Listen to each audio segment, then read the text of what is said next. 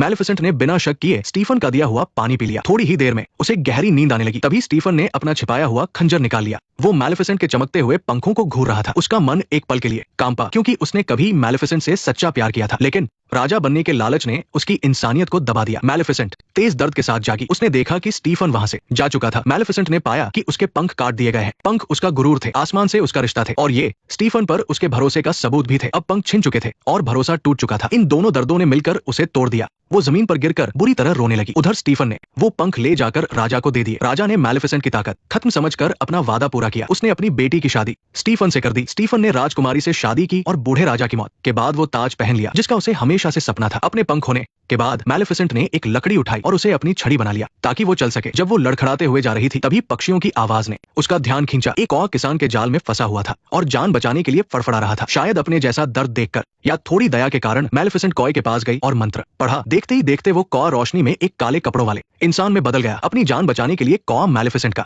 एहसानमंद था। उसने कसम खाई कि अब से वो मैलेफिसेंट के पंख बनेगा। उसका नाम दियावल रखा गया और वो मैलेफिसेंट का सबसे वफादार साथी बन गया। मैलेफिसेंट ने दियावल को पहला काम सौंपा कि वो महल पर नजर रखे और पता लगाए कि स्टीफन इतना बेरहम क्यों हो गया। उधर स्टीफन राजा बन चुका था और शादीशुदा था। मैलेफिसेंट कॉय की बात सुन रही थी। सच्चाई जानकर उसका दिल नफरत से भर गया। पंख तो नहीं रहे, लेकिन बदले की आग उसके अंदर जलने लगी। मैलेफिसेंट के साथ साथ वो हरा भरा जादुई जंगल भी बदल गया। मैलेफिसेंट की नफरत की वजह से जंगल भी वीरान हो गया। एक दिन कॉ एक खबर लाया, राजा और रानी के यहाँ एक बेटी हुई है और जल्द ही एक बहुत बड़ा जश्न होने वाला है। एक बच्चे का स्वागत कितना अच्छा है ना। समय बीता और जश्न का दिन आ गया। सभी लोग महल में जमा थे। जादुई जंगल की परियां भी राजकुमारी को आशीर्वाद देने आई थी, लेकिन तभी वहाँ एक बिन बुलाया मेहमान आया। मैलेफिसेंट वहाँ पहुंच गई। मैं बहुत दुखी हूँ कि मुझे दावत का न्योता नहीं मिला। स्टीफन के चेहरे पर डर और गुस्सा साफ दिख रहा था। स्टीफन गुस्से से अपनी राजगद्दी से उठ खड़ा हुआ। डर और गुस्से ने उसे पूरी तरह जकड़ लिया था, पर मैलेफिसेंट तो बस श्राप देकर वहां से चली गई। स्टीफन को सीधे सीधे खत्म कर देने के बजाय उसे अपने किसी अपने को दूर जाते हुए देखना उसे कहीं ज्यादा नाउम्मीदी और दर्द का एहसास कराता। ठीक वैसे ही जैसे मैलेफिसेंट को जागने पर अपने पंख कटे हुए देखकर हुआ था। मैलेफिसेंट के जाने के बाद राजा ने राज्य के सारे चरखे जला देने का हुक्म दिया। भड़कती आग की लपटों ने रात के आसमान को तो लाल कर दिया, पर वो स्टीफन के दिल की बेचैनी दूर नहीं कर सकी। वो जानता था कि मैलेफिसेंट का श्राप इतनी आसानी से टूटने वाला नहीं है। साथ ही उसने एक फौज मैलेफिसेंट पर हमला करने के लिए भेजी, लेकिन मैलेफिसेंट ने कांटों से एक बहुत बड़ी दीवार खड़ी कर दी थी। कोई भी इस कभी न टूटने वाली कांटों की दीवार को नहीं तोड़ सकता था और गलती से भी पास जाने पर वो उसे निगल सकती थी। इसके बाद से जादुई जंगल और इंसानों का रिश्ता हमेशा के लिए खत्म हो गया। हमला नाकाम हो चुका था। इन एक के बाद एक झटकों ने स्टीफन को और भी ज्यादा पागल कर दिया। उसने पालने में सो रही अपनी बेटी को देखा और अचानक उसे एक जबरदस्त आइडिया आया। उसने राजकुमारी को जादुई जंगल की परियों को सौंपने का फैसला किया। उसे लगा कि परियां अच्छे दिल की हैं और वे राजकुमारी को कोई नुकसान नहीं पहुंचाएंगी। और सबसे जरूरी बात यह थी कि महल से दूर रहकर राजकुमारी के चरखों के पास जाने का खतरा भी कम हो जाएगा। स्टीफन ने परियों से राजकुमारी को उसके 16वें जन्मदिन के अगले दिन तक पालने को कहा और फिर उसे वापस महल लाने को कहा। मैलेफिसेंट को भी ये खबर फौरन मिल गई, लेकिन परियों को इंसानी बच्चे की देखभाल करना बिल्कुल नहीं आता था। उन्हें यह भी नहीं पता था कि बच्चे को वक्त पर दूध पिलाना होता है और वे अक्सर छोटी राजकुमारी को भूख से रोता बिलखता छोड़ देती थी। वे तो कभी कभी मिट्टी लगी गाजरें सीधे राजकुमारी के पालने में ही डाल देती थी। मैलेफिसेंट को अपने कौवे डायावल से परियों के ठिकाने का पहले से ही पता था, पर उसने सोचा नहीं था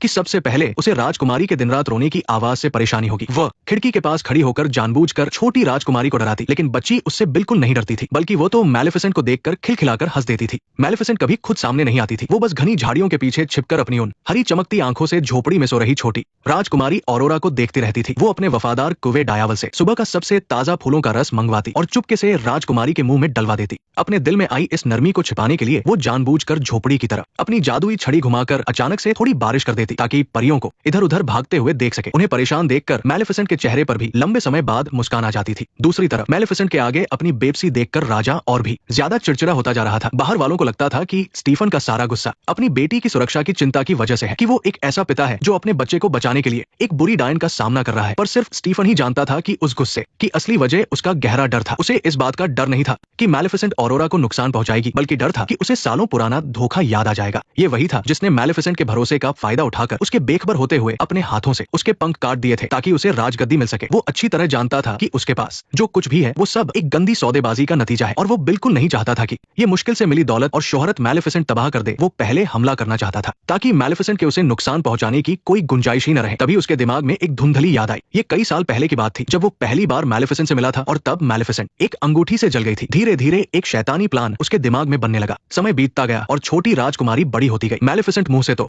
राजकुमारी को नापसंद करने का दिखावा करती, लेकिन जब भी राजकुमारी किसी चट्टान से गिरने वाली होती तो वो अपने जादू से उसे हवा में ही संभाल लेती थी। इस समय मैलेफिसेंट के मन की उलझन और भी बढ़ गई थी। एक तरफ वो स्टीफन से नफरत करती थी। ऑरोरा उसी की बेटी थी, यानी उसके दुश्मन की बच्ची जिससे उसे बदला लेना था। वहीं दूसरी तरफ ऑरोरा की मासूमियत और प्यारेपन में उसे अपनी पुरानी झलक दिखाई देती थी। उसे बचाना चाहती थी और छोटी राजकुमारी ने भी उस परी को देख लिया जो हमेशा अंधेरे में छिपी रहती थी। उसने न सिर्फ मैलेफिसेंट की कड़वी बातों को अनसुना कर दिया बल्कि खुद आगे बढ़कर मैलेफिसेंट से उसे गले लगाने को कहा। लेकिन ऑरोरा की उन भरी हुई आंखों को देखकर जो भरोसे से चमक रही थी, वो आखिर में खुद को कठोर नहीं बना सकी। उसने बहुत सावधानी से अपने दोनों हाथ आगे बढ़ाए और बहुत ही नरमी से ऑरोरा को गोद में उठा लिया। उसकी गोद में वो छोटा सा नर्म शरीर था जिसमें से धूप और फूलों की खुशबू आ रही थी। उस पल मैलेफिसेंट के दिल का कोई सख्त कोना पूरी तरह से पिघल गया। एक ऐसा एहसास जो उसने पहले कभी महसूस नहीं किया था उसके दिल में पनपने और फैलने लगा। दुश्मन की बेटी होने से ज्यादा ऑरोरा उसके दिल में अपनी बेटी जैसी लगने लगी थी, जिसकी उसने पूरी लगन से हिफाजत की थी। वक्त बीतता गया और छोटी राजकुमारी बड़ी हो गई। उसके धूप की तरह चमकने वाले सुनहरे बाल थे और नदी की तरह साफ नीली आंखें थी।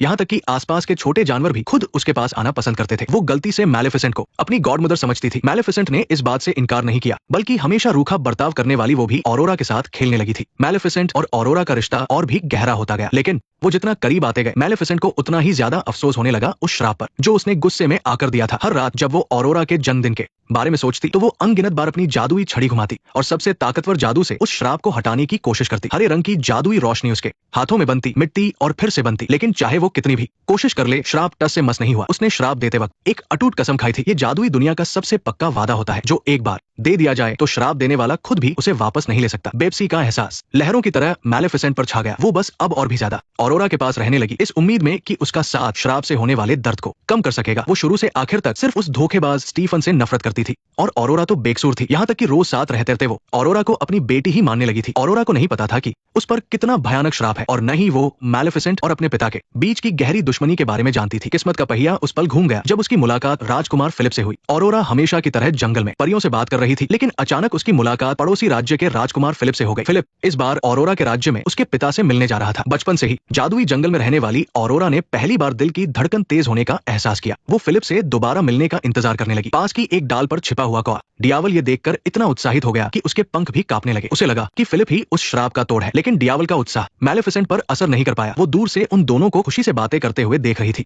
और उसके चेहरे पर एक व्यंग भरी मुस्कान आ गई, लेकिन उसकी आंखों में छिपा न सकने वाली उदासी भरी हुई थी। वो इस तथाकथित सच्चे प्यार का मजाक उड़ा रही थी। उसने ऐसा श्राप इसलिए दिया ही था क्योंकि उसे यकीन नहीं था कि इस दुनिया में सच्चा प्यार होता भी है। कई साल पहले स्टीफन ने भी उससे सच्चे प्यार की कस्में खाई थी। कहा था कि वो हमेशा उसकी और जादुई जंगल की रक्षा करेगा, लेकिन बाद में वो कस्में सबसे बड़ा मजाक बनकर रह गई। उसने सच्चे प्यार का नाटक करके उसका भरोसा जीता और फिर पलटकर उसके पंख काट दिए, जिसके बदले में उसे राजा की गद्दी और सबसे बड़ी ताकत मिली। मैलेफिसेंट की नजर में ये तथाकथित सच्चा प्यार इंसानों का अपने मतलब के लिए बनाया गया एक झूठ था। और दूसरी तरफ ऑरोरा खुशी खुशी अपनी झोपड़ी में लौटी, लेकिन वहां उसने तीनों परियों को आपस में झगड़ते हुए देखा। परियों की बातों से ऑरोरा को पता चला कि उसके माता पिता मरे नहीं है। वो असल में एक राज्य की राजकुमारी थी जिसे एक बुरी डायन ने श्राप दे दिया था, इसलिए उसे मजबूरी में जंगल में आकर बड़ा होना पड़ा। और ये बहुत ही बुरा श्राप उसी गॉडमदर ने दिया था जिसके साथ वो रोज रहती थी। ऑरोरा ने लाल आंखों से मैलेफिसेंट से सवाल किया। ऑरोरा की निराशा और दर्द से भरी आंखों का सामना करते हुए मैलेफिसेंट के पास कहने के लिए बहुत कुछ था। वो अपने शुरुआती बदले की भावना के बारे में बताना चाहती थी, इन बीते सालों के प्यार और देखभाल के बारे में बताना चाहती थी और उस भारी श्राप का सच बताना चाहती थी। नेक्स्ट पार्ट देखने के लिए वीडियो को लाइक करो।